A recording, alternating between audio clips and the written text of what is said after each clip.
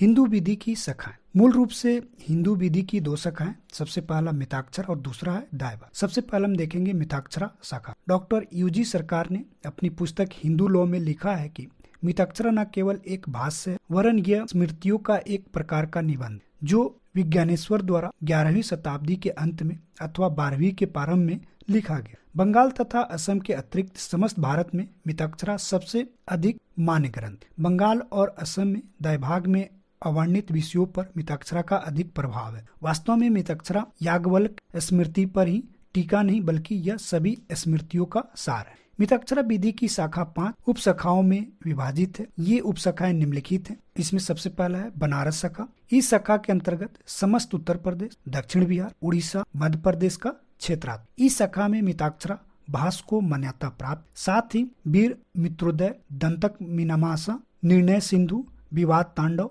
सुबोधनी तथा वालभट्ट भाषों को भी मान्यता प्राप्त। दूसरा है मिथिला शाखा। इस शाखा में सीमा क्षेत्र में उत्तर बिहार और तिरहुता। इस शाखा के प्रमाणित भाष विवाद चिंतामणि और विवाद रत्नाकर है। यह भाष वस्तुतः मिताक्षरा के विरोध में नहीं, बल्कि उन्होंने एक पक्षकार से मिताक्षरा को ही स्थानीय आवश्यकताओं के अनुरूप बनाया है। तीसरा है महाराष्ट्र अथवा बम्बई शाखा। यह शाखा प्रमुखतः बम्बई प्रदेश में प्रचलित है। इसमें महाराष्ट्र, गुजरात और सौराष्ट्र तथा वे प्रदेश सम्मिलित है जहाँ मराठी भाषा बोली जाती है। इस शाखा को मयूख शाखा भी कहा जाता है। यह नाम नीलकंठ द्वारा रचित भाष व्यवहार मयूख पर आधारित है। बनारस शाखा की भांति ही इस शाखा में भी मिताक्षरा कुछ भागों में सर्वोपरि प्रमाणित रख, किंतु मतभेद होने की स्थिति में मयूख में की गई व्याख्या ही मानी जाती। इस क्षेत्र में मयूख को मिताक्षरा के समान ही मान्यता प्राप्त। दूसरा है मद्रास अथवा दर्वण शाखा। इस शाखा के अंतर्गत मद्रास प्रांत, केवल मैसूर आदि आते हैं। इस शाखा के प्रमाणिक ग्रंथ देवानंद भट्ट द्वारा रचित स्मृति चंद्रिका और माघवाचार्य द्वारा रचित पराशर माधवी है। प्रताप रुद्रदेव का सरस्वती विलास भी कुछ सीमा तक प्रमाणित माना जाता। पांचवा है पंजाब शाखा। इस शाखा के अंतर्गत पंजाब, राजस्थान और जम्मू कश्मीर आते। इस शाखा में रूढ़ियों की प्रधानता है। रूढ़ियों को ही अधिक मान्यता दी जाती है।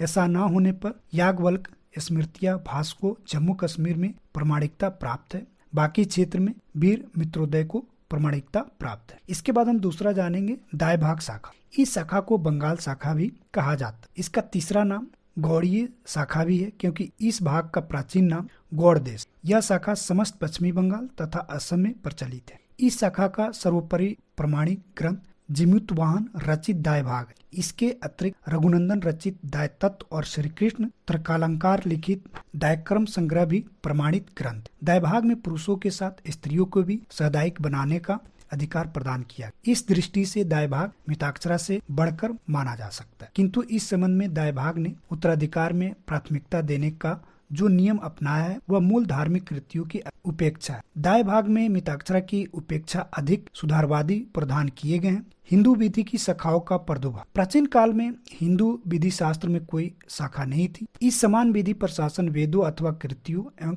स्मृतियों में व्याख्याओं से होता था। बाद में स्मृतियों पर अनेक विद्वानों ने भाष निबंध लिखे। कोई भाष एक क्षेत्र में मान होने लगा तो कोई दूसरे क्षेत्र में। इस प्रकार देश में भिन्न भिन्न क्षेत्रों के भाष एवं निबंधों से शासित होने के आधार पर हिंदू विधि में विभिन्न शाखाओं की स्थापना हुई। इसमें इम्पोर्टेंट केस है कलेक्टर ऑफ मदुरा वर्सेज मोटू रामलिंगम 1868 का मैटर है। इस बाद में प्रिस्बी काउंसिल था। उसने कहा कि हिंदू विधि की विभिन्न शाखाओं में विधि के स्रोत एक ही है। जिस प्रणाली से उन शाखाओं का विकास हुआ है वह इस प्रकार प्रतीत होता है कि जो कृतियां सार्वजनिक अथवा अति समान रूप से मान्यता को प्राप्त हुई है, बाद में उन पर भाष के एक क्षेत्र में स्वीकार किए जाने एवं दूसरे क्षेत्र में स्वीकार किए जाने के कारण परस्पर विरोधी सिद्धांतों वाली शाखाओं का प्रादुर्भाव हुआ। इसके बाद हम जानेंगे हिंदू विधि की शाखाओं का हस्तांतरण। हिंदू विधि स्थानीय विधि नहीं है, अर्थात किसी स्थान पर रहने वाला हिंदू उक्त स्थान पर प्रचलित विधि द्वारा नियंत्रित